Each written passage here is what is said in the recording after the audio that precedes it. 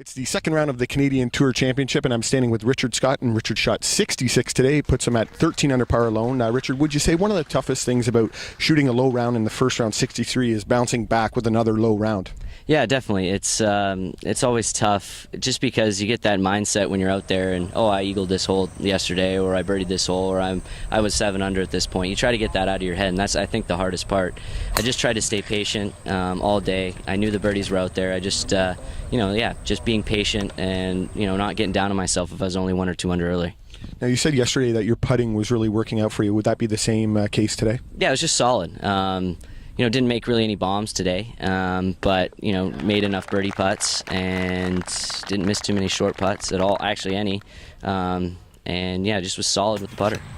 Talk about what it would mean to win on the Canadian Tour in your hometown. Yeah, it'd be huge, but obviously try not to think about that too much. It's just I'm kind of just taking in the tournament day by day. It's been really nice to have the galleries out watching me and friends and family from Kingsville and Windsor and around Essex County. It's just been a great experience, and having the cheers, and they've been a great group, a great gallery cheering for everybody and being very respectful, and it's just been a great couple days. Talk about Richard Scott as a player. You were a great amateur player. You won the Canadian Amateur 3 times.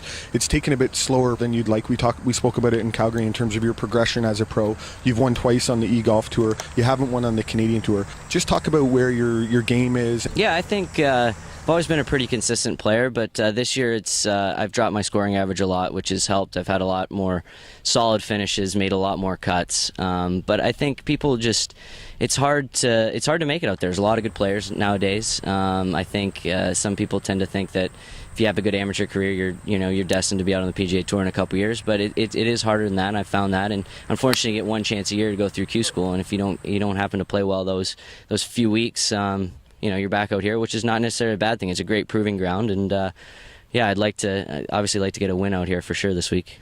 Well, if you win in Windsor, you'll join Matt Cole as a Windsorite that is won in his hometown. Matt, actually, you're working with Matt a little bit, aren't you? Yeah, Matt helped me in the off-season a little bit on my wedges, and it's helped a lot. We were just working inside at Kingsville, doing a little work. I was home for Christmas and figured why not. Matt's always been a great wedge player, so he helped me a little bit, and hopefully I can maybe get a few more pointers from him. For sure. Well, let's see some wedges stuck close tomorrow, Richard, and best of luck. Thanks, Scott.